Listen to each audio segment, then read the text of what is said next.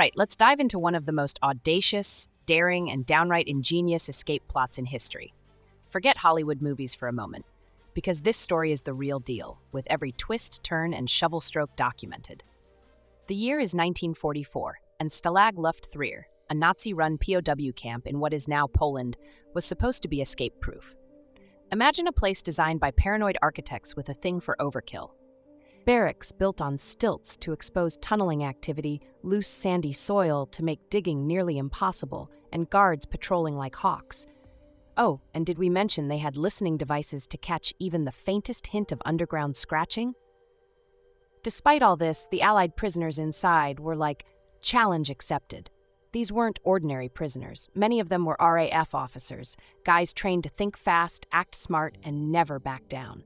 And at the center of it all was Squadron Leader Roger Big X Bushell.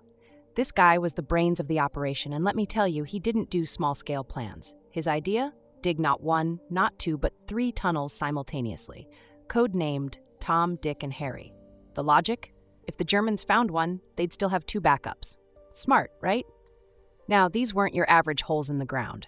Oh no, these were engineering masterpieces, using bed slats for support beams, stolen milk tins for shovels, and grease tins for air pumps.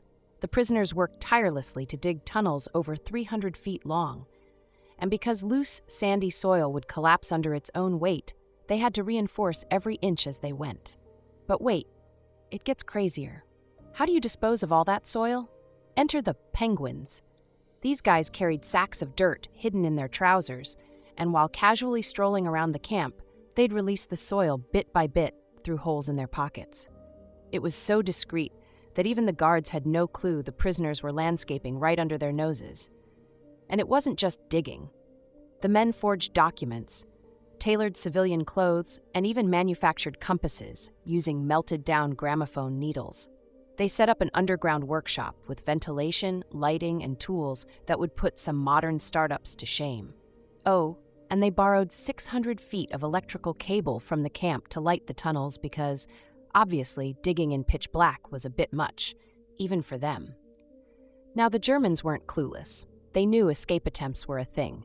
What they didn't realize was just how elaborate this operation was. Months of digging and preparation led to the big night, March 24th, 1944. With Tunnel Harry complete, the men prepared for their breakout. The goal? Get 200 men to freedom. Here's where things get dicey. The tunnel was supposed to emerge in a nearby forest, but there was a slight miscalculation.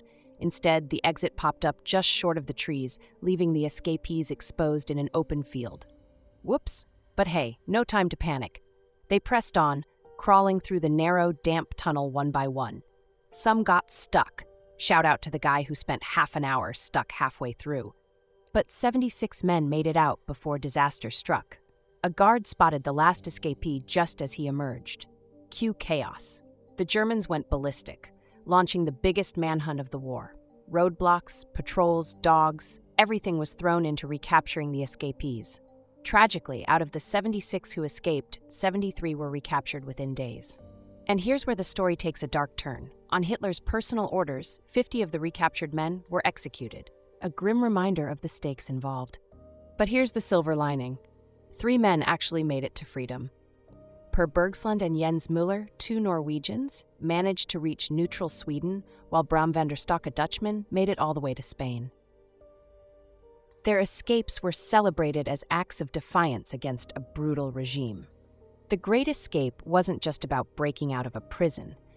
It was about the unbreakable spirit of these men, who refused to let their captors crush their will to fight.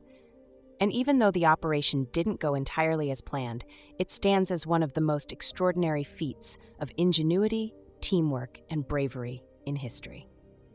Before we wrap up, if you're loving these tales of audacious escapes, don't forget to like and subscribe to Talescape for more stories that leave you on the edge of your seat.